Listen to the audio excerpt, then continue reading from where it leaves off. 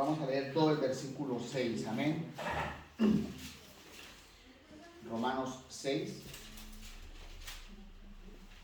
Leo esta palabra de Dios en el nombre del Padre, del Hijo y del Espíritu Santo. Muertos al pecado. ¿Qué pues diremos? ¿Perseveraremos en el pecado para que la gracia abunde?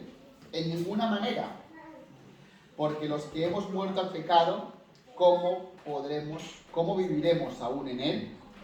¿O no sabéis que todos los que hemos sido bautizados en Cristo Jesús, hemos sido bautizados en su muerte? Porque somos sepultados juntamente con él para muerte por el bautismo, a fin de que como Cristo resucitó de los muertos para la gloria del Padre, así también nosotros andemos en vida nueva. Porque si fuimos plantados juntamente con él en la semejanza de su muerte, así también seremos en la de su resurrección. Sabiendo esto, que nuestro viejo hombre fue crucificado juntamente con él, para que el cuerpo del pecado sea destruido, a fin de que no sirvamos más al pecado. Porque el que ha muerto ha sido justificado del pecado. Y si morimos con Cristo, creemos que también viviremos con él, sabiendo que Cristo, habiendo resucitado de los muertos, ya no muere. La muerte no se enseñorea más de él. Porque en cuanto murió, al pecado murió una vez por todas, mas en cuanto vive, para Dios vive. Así también vosotros consideraos muertos al pecado, pero vivos para Dios, en Cristo Jesús, Señor nuestro. No reine pues el pecado en vuestro cuerpo mortal, de modo que lo obedezcáis en sus concupiscencias. Ni tampoco presentéis vuestros miembros al pecado como instrumentos de iniquidad, sino presentaos vosotros mismos a Dios como vivos de entre los muertos, y vuestros miembros a Dios como instrumentos de justicia. Porque el pecado no se enseñoreará de vosotros, pues no estáis bajo la ley, sino bajo la gracia. ¿Qué? Pues, ¿pecaremos porque no estamos bajo la ley, sino bajo la gracia? En ninguna manera. ¿No sabéis que si os sometéis a alguien como esclavos para obedecerle, sois esclavos de aquel a quien obedecéis, sea del pecado para muerte, o sea de la obediencia para justicia? Pero gracias a Dios, que aunque erais esclavos del pecado, habéis obedecido de corazón a aquella forma de doctrina a la cual fuisteis escogidos, y libertados del pecado, vinisteis a ser siervos de la justicia. Hablo como humano por vuestra humana debilidad, que así como para iniquidad presentasteis vuestros miembros para servir a la inmundicia y a la iniquidad, así ahora para santificación presentad vuestros miembros para servir a la justicia. Porque cuando erais esclavos del pecado, erais libres acerca de la justicia. Pero ¿qué fruto teníais en aquellas cosas de las cuales ahora os avergonzáis? Porque el fin de ellas es la muerte. Mas ahora que habéis sido libertados del pecado y hechos siervos de Dios, tenéis por vuestro fruto la santificación y como fin la vida eterna. Porque la paga del pecado es muerte, mas la dádiva de Dios es vida eterna en Cristo Jesús, Señor nuestro. Pónganse cómodos, mis hermanos. Vamos a hablar bajo el tema santidad y santificación. Lo comento muchas veces, he comentado con hermanos, con mi esposa, y la carta a los romanos es una carta muy completa, una carta muy profunda. Las cartas paulinas no se organizan por orden cronológico, sino por extensión. Romanos es la carta más extensa, y la verdad que es una carta que todos debemos estudiar, amén.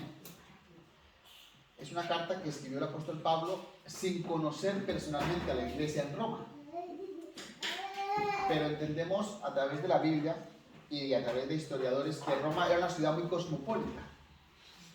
La Roma de aquella entonces, la Roma de los tiempos de Jesús, la Roma de los tiempos de Pablo, era como el Nueva York de hoy día más o menos, una ciudad muy pujante, ¿no?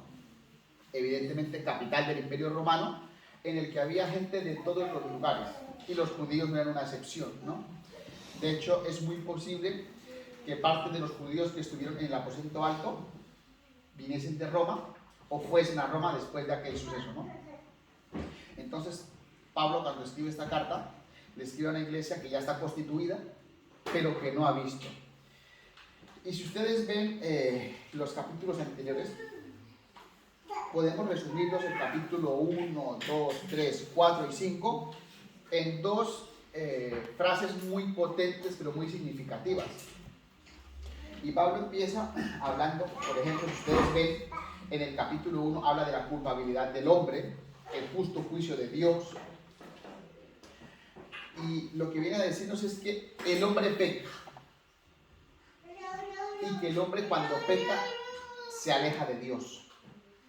Pero también en los siguientes versículos, cuando habla de la justicia por medio de la fe, en el capítulo 5 habla de Abraham, en el 4 Abraham, en el 5 habla de resultados de la justificación, viene a decir, vale, que el hombre peca y el pecado lo aleja de Dios, pero a partir del 4 y del 5 dice que Cristo es ese puente que una vez el hombre se ha alejado de Dios, lo conecta con su Creador. Entonces el hombre peca y el pecado lo aleja de Dios, pero hay salvación, hay remedio, y es que el hombre puede ser justificado por medio de la fe en Cristo. Muchas veces lo he comentado aquí, ¿no? Pero la justificación es ese proceso, base de nuestra fe, mediante el cual Cristo cargó en la cruz el pecado nuestro y nos presenta justos ante el Padre, ¿no?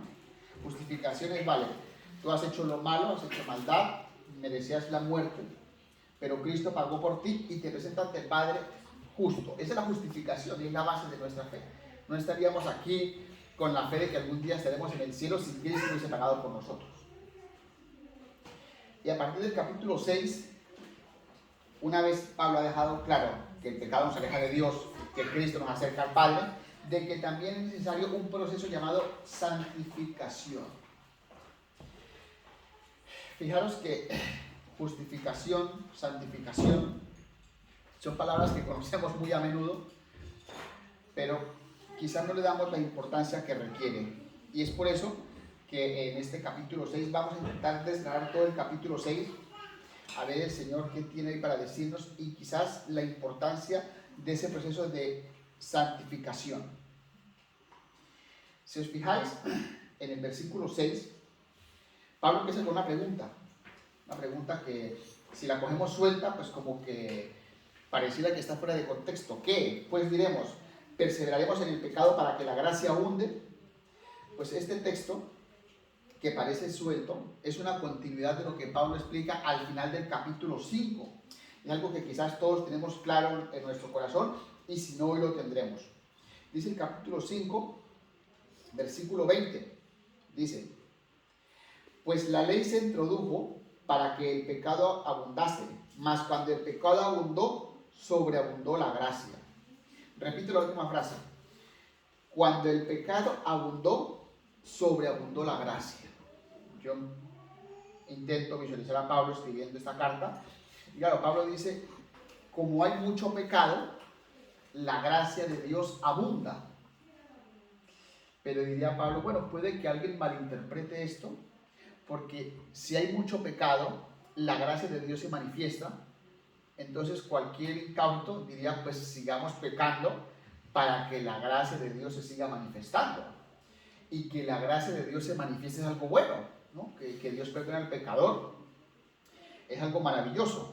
Y es aquí donde en todo el versículo 6 Pablo nos va dejando claro que si bien es cierto que en el pecado se manifiesta ese don maravilloso de Dios, los cristianos, una vez hemos sido justificados, no deberíamos seguir pecando. Porque si seguimos pecando, es muy probable que no hayamos sido justificados. Que pensemos que hemos sido justificados, que pensemos que estamos escritos en ese libro de la vida, pero si seguimos pecando deliberadamente, a la luz de la Biblia, nunca hemos sido apuntados en ese libro. Amén. Esto suena un poco fuerte, pero es lo que dice la palabra de Dios. Amén. Vamos a examinar esto paso a paso. Amén. Fijaros que la palabra, el título es claro. Ese título de muertos al pecado, que está al inicio, como les he comentado alguna vez, no lo escribió Pablo. Esos títulos que están en negrita lo han escrito los editores para que entendamos de qué parte o de qué trata esto. Y dice lo siguiente: ¿qué pues diremos? ¿Perseveraremos en el pecado para que abunde la gracia? La respuesta es tajante: de ninguna manera. Porque los que hemos muerto al pecado, ¿cómo viviremos aún en él? Más adelante, en el versículo 3 dice: ¿o no sabéis que los que hemos sido bautizados en Cristo Jesús, hemos sido bautizados en su muerte? Porque somos sepultados juntamente con él para muerte por el bautismo, a fin de que como Cristo resucitó de los muertos, para gloria de Dios Padre, así también nosotros andemos en una vida nueva. Pablo aquí escoge la analogía de la crucifixión, muerte y resurrección de Jesús para ejemplificar por qué los cristianos debemos pelear, como decimos en mi país, con uñas y dientes contra el pecado. Aquí la analogía del bautismo es: si tú has muerto con Cristo, tú en la cruz dejaste tu vida pasada, en la cruz con Cristo has crucificado a ese nuevo hombre. Ese hombre ha muerto con sus costumbres de antes, como decimos en el país, con las mañas, y ha resucitado. Esa resurrección de Cristo es simbólica. O sea, si hemos sido crucificados con Él, hemos resucitado en nuevas criaturas. Y es ahí, mis hermanos, donde la palabra nos invita. Nosotros estamos andando en una vida nueva. Yo cuando vi este pasaje, a mí se me viene de una vez a la cabeza decir: el Carlos de hoy es diferente del Carlos de antes de conocer a Cristo. Su forma de pensar, su forma de actuar, su forma de vivir, ¿es la misma? ¿Es diferente? ¿O es la misma pero se congrega de vez en cuando, no? Esa palabra andemos del versículo 4 es un verbo que en griego se usa mucho y que el pastor aquí lo comenta muchas veces. Viene del griego paripateo.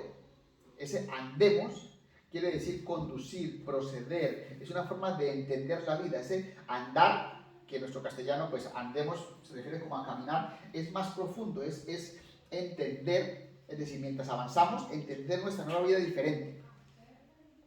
Mis hermanos, nosotros cuando aceptamos a Cristo, hay un elemento fundamental del nuevo nacimiento y es reconocer que hemos pecado.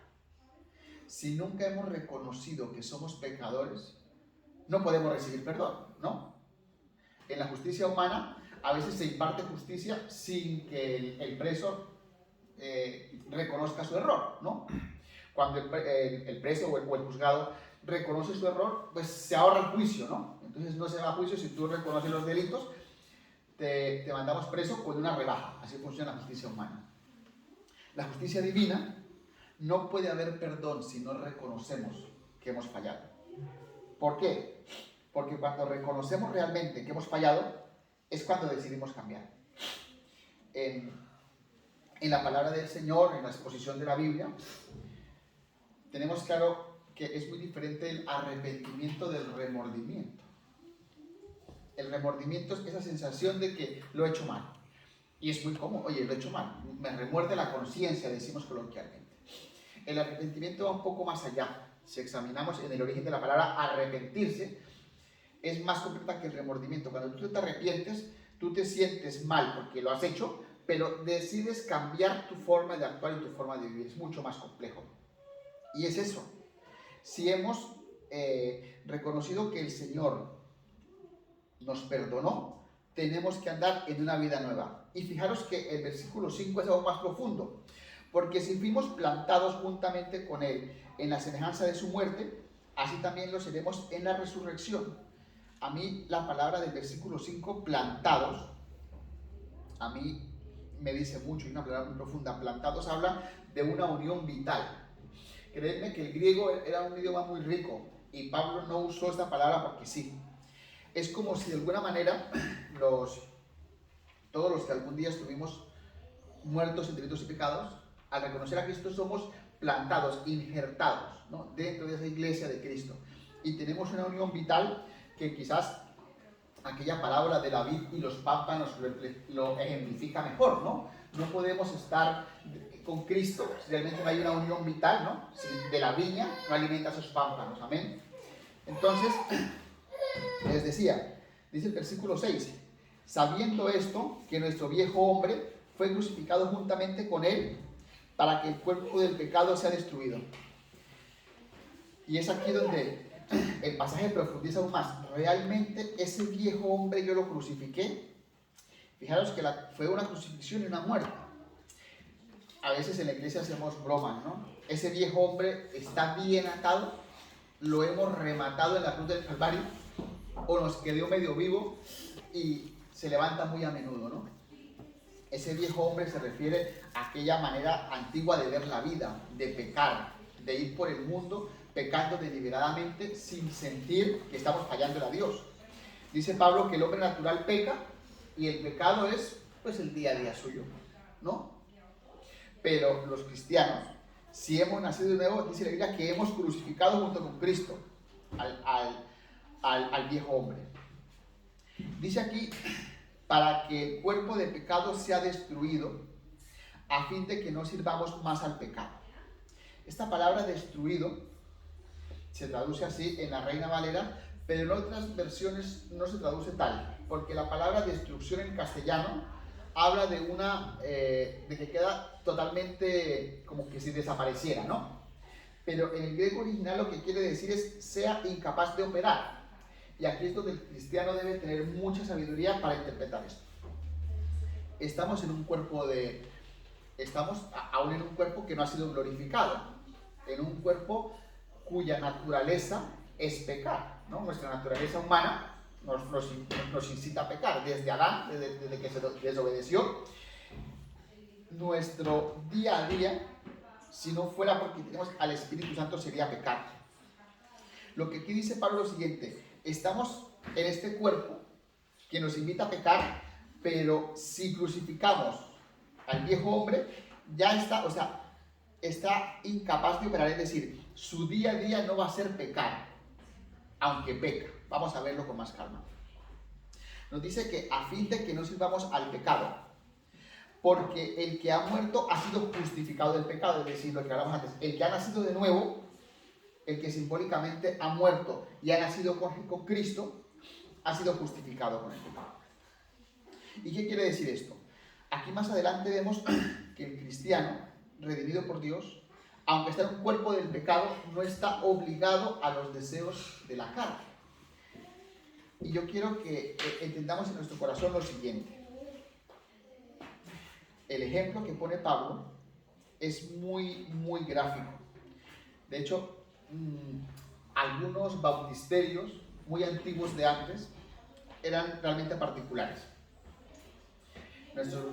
El bautismo cristiano entendemos que es de una persona adulta, que es por inmersión, ¿no? Y es muy simbólico. Es decir, entendemos que el que se bautiza ya ha conocido a Cristo. O sea, no es que en ese momento se convierta, no. Es consecuencia de un cristiano que ha nacido de nuevo y ha dado frutos. Y simbólicamente se bautiza. Pues algunos bautisterios eran bautisterios de doble entrada. Por un lado entraba esa persona, se bautizaba aquí y salía por esta otra entrada. En Tarragona hay un bautisterio así hecho en piedra, con unas escalinatas por aquí, se bautizaba el susodicho en una pila y salía por esta. Este ejemplo lo que nos deja decir es que ese bautismo que en un momento físicamente hicimos los que estamos aquí, debe ser un reflejo en nuestra vida cristiana, de que lo que antes hacíamos, lo que antes veíamos, después de ser transformados por Cristo, no podemos seguir bajo la dominación de la carne. A mí me llama poderosamente la atención lo que dice el versículo 10. Porque en cuanto murió al pecado, murió de una vez por todas, mas cuando vive, para Dios vive. Fijaros que si nosotros hemos muerto al pecado, nos dice la Biblia que murió de una vez y por todas. Es decir, La verdadera conversión del cristiano sucede una sola vez. Y a partir de ahí, Dios empieza a trabajar con el cristiano. Empieza a pulirlo, empieza a pulirlo. Que desfallece, se levanta, Dios lo sigue puliendo. Es decir, morimos una sola vez en la muerte con Cristo y a partir de ahí empieza una obra transformadora. Una transformadora que requiere de nuestro trabajo. Muchas veces los cristianos pensamos que el Señor me ayudará, que el Señor me guiará, el Señor hará esa obra en mí, y no nos quepa la menor duda de que es verdad. Pero esa frase hay que completarla: el Señor hará esa obra en mí, el Señor me ayudará si yo pongo de mi parte. El versículo 11 y el versículo 13 tienen dos verbos que a mí me impactan bastante. El versículo 11 dice: así también vosotros consideraos muertos al pecado. Y la pregunta que yo me hago es: oye, ¿me he considerado yo muerto al pecado? Amén, diremos todos. Si yo me he considerado muerto al pecado, tengo que hacer lo que me dice el versículo 13. Entonces no debo presentar mis miembros al pecado como instrumento de iniquidad, sino por el contrario, sino presentaos vosotros mismos a Dios como vivos entre los muertos, y vosotros miembros de Dios como instrumento de justicia. Fijaros que aquí ese presentaos nos habla de una actitud, ese consideraos me habla de una actitud mía personal. Es decir, el proceso de santificación es una obra muy personal de cada uno. Fijaros que el Espíritu Santo, que hablábamos antes, que viene en el Pentecostés, Él nos acompaña, Él nos ayuda, pero Él no nos tira. Es decir, así como la justificación que nos va a dar la vida eterna es una obra completa al 100% de Cristo y que nadie le puede quitar la honra y la gloria a Él, la santificación es un proceso personal. Es un proceso en el que ustedes y yo tenemos la ayuda del Espíritu Santo, pero que nace de nuestro corazón. Consideraos, presentaos. Eso habla de que es nuestro trabajo, es nuestra actitud para con Dios. La vida cristiana no es fácil, no es fácil. No lo fue en los tiempos de la iglesia primitiva. De ahí que Dios, a través de los apóstoles, exhortasen a la iglesia. Y tampoco lo es ahora. Pero nosotros tenemos la palabra profética más segura para que en ese proceso de santificación el Señor nos vaya guiando cada día más. Continúo con el versículo 13, que dice lo siguiente: ni tampoco presentéis vuestros miembros al pecado como instrumento de iniquidad. Mis hermanos, cuando la palabra habla de vuestros miembros, algunas versiones hablan de vuestro cuerpo, pero el sentido del original es más nuestros miembros. ¿Por qué? Porque un cristiano redimido por Dios no debe estar sus ojos, sus manos, sus pies, su corazón para el pecado, para la iniquidad. Fíjate que más adelante veremos, nuestros ojos o son para servir a la justicia o son para servir a la injusticia. Hablábamos antes en el descanso con una hermana que decíamos: o somos de Dios o no lo somos. O mis ojos sirven a Cristo o no sirven a Cristo. Es decir, no hay puntos intermedios. Y esto yo creo que si hacemos un examen en nuestra vida, con total honestidad, sabremos que no hay puntos intermedios. Dice Apocalipsis, es una palabra muy fuerte, ¿no? Pero que a los tibios el Señor los vomitará, ¿no? Entonces el llamado, mis hermanos, es a cuidar nuestras manos, nuestro corazón, sobre todo nuestro corazón, que no sirva de instrumento de iniquidad, sino que sea para el Señor. Dice el 14: porque el pecado no se enseñoreará de vosotros, pues no estáis bajo la ley, sino bajo la gracia. La gracia, esa palabra tan maravillosa que todos hablamos, que ya entendemos que gracia es darle a alguien lo que no merece, ¿no? Esa gracia no es una carta blanca para pecar. ¿Por qué? Porque si esa carta blanca que nosotros pensamos para pecar la usamos para tal cosa, realmente nunca hemos recibido la gracia. Este versículo 14 habla de que el pecado no se enseñoreará. Y más adelante lo que hace el apóstol Pablo es ejemplificar el pecado o la justicia como con un siervo. O tú eres esclavo del Señor o eres esclavo del enemigo. ¿Qué dice la Biblia respecto de que se puede servir a dos señores? Mateo creo que es el que dice eso. Dice que no se puede servir a dos señores. O amas al uno y repudias al otro, o viceversa. Entonces, mis hermanos, tenemos que día tras día examinar nuestro caminar. ¿Por qué?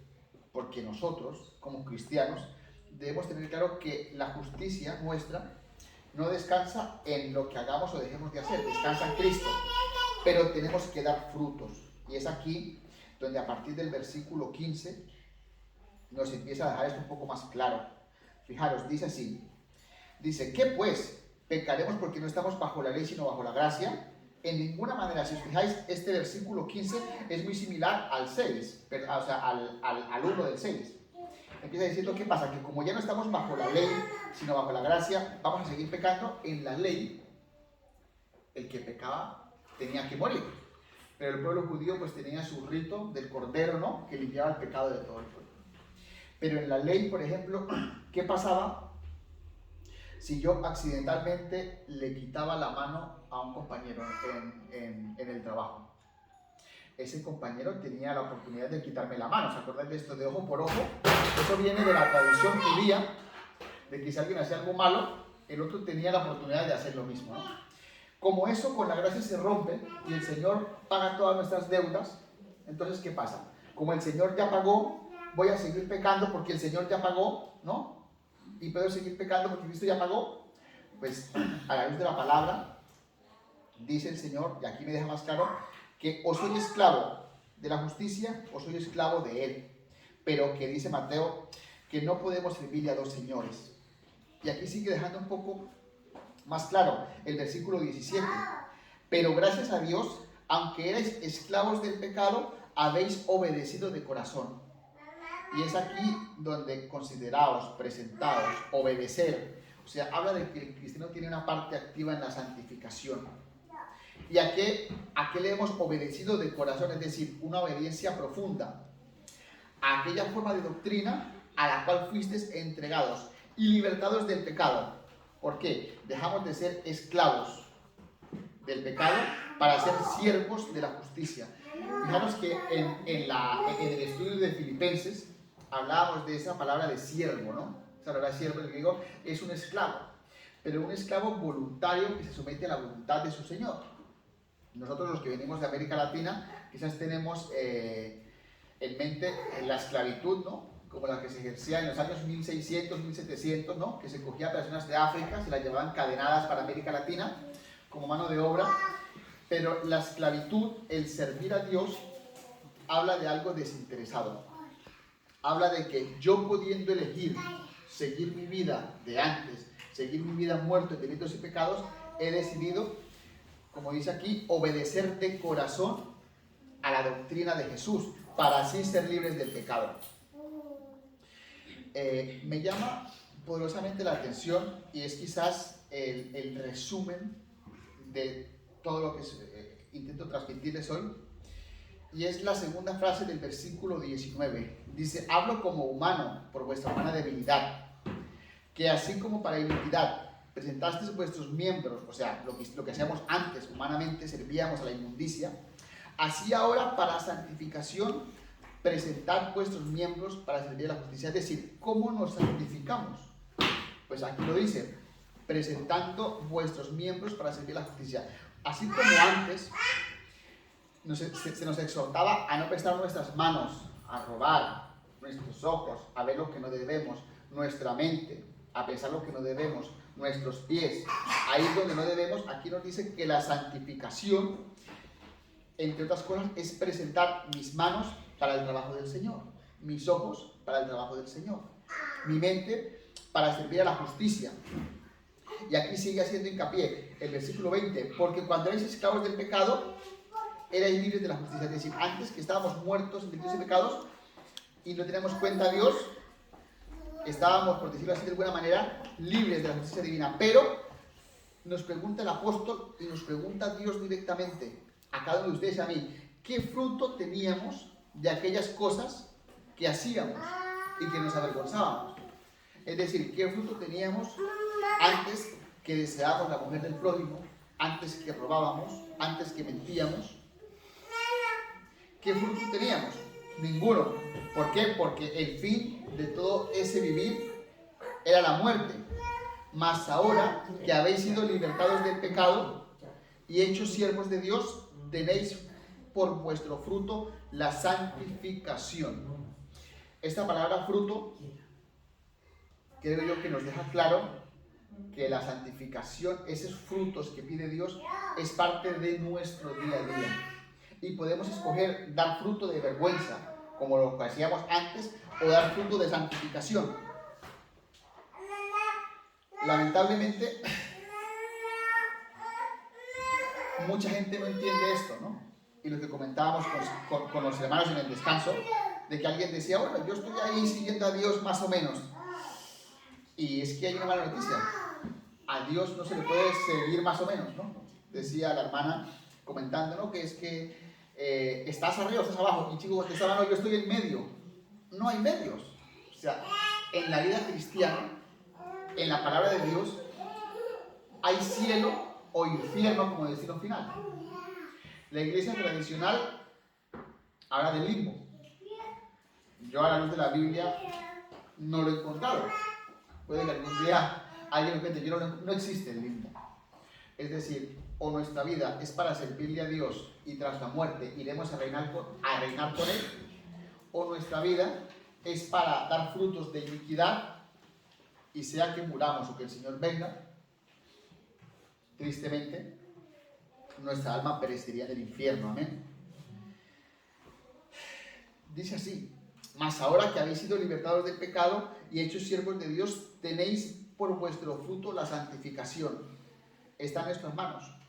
Pero al final del versículo 22 dice que, dice, tenéis por vuestro fruto la santificación y como fin la vida eterna, que es con lo que el cristiano sueña. Es decir, Jesús nos santifica, hay una vida, perdón, nos justifica en la cruz, hay un proceso de santificación y como resultado la vida eterna. Pero lo que yo entiendo por la palabra es que no puede haber, o sea, si tú aquí, en este proceso de santificación, no das frutos, es que realmente nunca has sido justificado. Y si nunca has sido justificado, no puedes vivir la vida eterna con Cristo. Nosotros al cielo vamos porque el Señor pagó en la cruz del Calvario mis pecados. Pero también es cierto que el Señor nos demandará lo que hicimos con nosotros. Lo comentaba también con los hermanos de que lo que Dios puso en nuestra vida, nuestros dones, nuestras cualidades, algún día serán demandadas por Él. Él nos dirá, buen siervo y fiel, en lo poco has sido fiel, en lo mucho te pondré, ven y entra en el gozo de tu Señor. O nos dirá, buen siervo y fiel, pudiste haber hecho más. El versículo 23 es muy tajante, ¿no? No sé si ustedes lo han visto así, pero el versículo 23 remata y resume todo el contraste que hemos visto a lo largo del capítulo 6. Porque la paga del pecado es muerte, mas la dádiva de Dios es vida eterna en Cristo Jesús, Señor nuestro. O tienes muerte o tienes vida eterna. Y a mí me llama la atención que se use la palabra dádiva. La paga del pecado es muerte, es decir, tú vas al infierno porque tú te lo buscas. Más la dádiva, esa dádiva viene de que es un regalo inmerecido.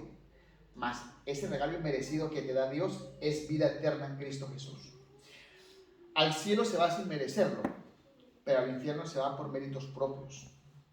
Y fijaros que yo cuando preparé este sermón, estudié este capítulo, al final llegué a una conclusión muy similar a la que llegaba el pastor la dominical pasada, en la que hablaba de cuando Jesús resucitó a Lázaro, ¿no? Y era un ejemplo visual muy bueno. Decía el pastor que Jesús resucitó a Lázaro. Lázaro se levantó. Es decir, es un poco la ejemplificación de que Jesús hizo esa obra de levantarlo, ¿no? Pero luego, ¿qué tuvo que hacer Lázaro? Quitarse, desatarlo, ¿no? En el mundo cristiano, el dominio del pecado, la esclavitud a la que estábamos sometidos por el diablo, Cristo la rompió. Él nos hizo libres, dice todo el capítulo, que con su muerte y resurrección somos libres del pecado. Pero luego nosotros, como cristianos, tenemos que pelear para que la influencia del pecado no se enseñoree de nuestros. Es decir, hay una parte jurídica, que es cuando Cristo dice, le quita esta alma al enemigo, este hijo es mío, este hijo es redimido. Jurídicamente es de él, pero ese hijo redimido por Dios, cambiado, tiene que experimentar que realmente ha sido rescatado por Cristo. Por eso hay un trabajo que el Señor hace y el mérito es de Él nos redime, pero ese proceso que les comentaba antes de la santificación es esa parte que el pastor decía que era experiencial. Tú tienes que experimentar que realmente el Señor te libertó. Si tú no experimentas, si tú no das frutos, si tú no vives una vida de santificación, mis hermanos, me temo que a la luz de la Biblia, pues seremos como esa cizaña que creció junto con el trigo y que dice la Biblia que mientras crecían, pues que no se cortaban para que creciesen juntas, pero que al final, ¿qué pasaba con la cizaña? Fue echada al fuego eterno. Mis hermanos, en nuestro corazón, en nuestro día a día, debe estar constantemente una actitud de renovación, de transformación, de cambio. Sin ir muy lejos, todos los días, en la vida cristiana debe haber una examinación constante. Todos los días hacemos cosas mal. Y precisamente el proceso de santificación es ese, es examinarte, dolerte, cambiar, pedir perdón. Te examinas, pides perdón y cambias. Y así día a día vas creciendo, ¿no? Yo que soy de números, yo visualizo mi vida cristiana y la de la iglesia como unas gráficas de la bolsa, ¿no?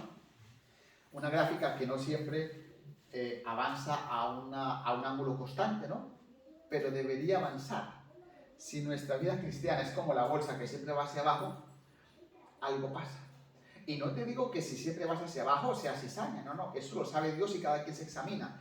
Pero si en toda tu vida cristiana tú no das frutos de santificación, si no das frutos de que tus miembros los has presentado para frutos de justicia, mis hermanos, tenemos que pelear para que esa lucha que Jesús ya hizo y que venció, la experimentemos en nuestra vida. ¿Por qué? Porque la justificación que Dios hizo, Él te hace justo ante Dios. Pero tú como cristiano redimido, si no das frutos, estás diciéndole a Cristo, lo que usted hizo poco me interesa. Es decir, si no valoramos eso que Él hizo en la cruz, eso que muchas veces hemos visto en las películas de Semana Santa, ¿no? Eso que en la película de Mel Gibson nos impacta el corazón, estamos diciéndole al Señor pues que lo que Él hizo, pues sí fue duro, pero si yo vivo como me da la gana, pues poco me interesa lo que tú hizo. O sea, es decir, en la vida cristiana damos frutos por amor a Cristo, porque le amamos, porque queremos ser pueblos aprobados a Él y no ese fruto como que nos tocó, porque para eso está quizás otro tipo de organizaciones, ¿no? Que lo hacemos por mérito, lo hacemos para crecer. En la vida cristiana, como comentábamos antes, sea que estemos discipulando a una persona, sea que tengamos un grupo de trabajo para 10, sea que limpiemos, todo tenemos que hacerlo para servirle al Señor, para poner nuestras manos como instrumento a Él. ¿Por qué?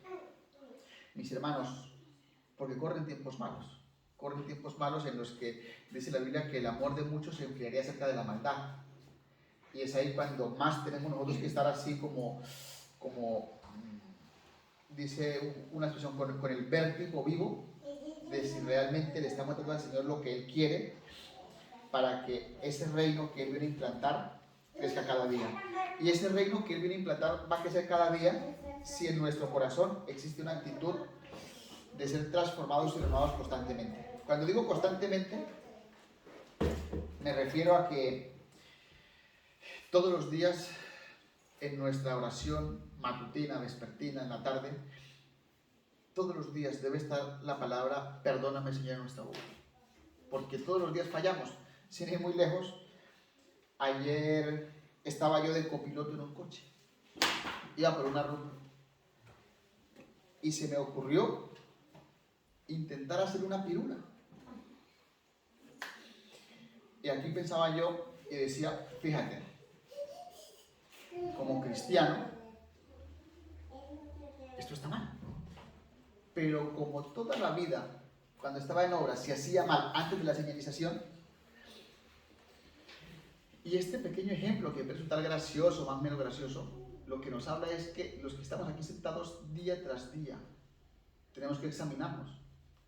La persona que piensa que no ha hecho nada malo, una de dos, o se engaña a sí mismo, o tiene la vida que tuvo Jesús. Y ahí todos entendemos que solo Él fue santo.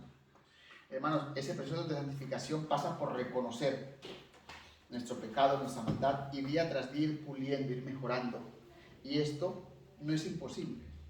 La palabra nos dice, el camino nos dice que es una cuestión muy personal de obedecer, de considerar, de presentarnos delante de Dios para que el Señor obre en nuestras vidas. Amén. Y algún día vamos a llegar arriba con el trabajo bien hecho. Amén.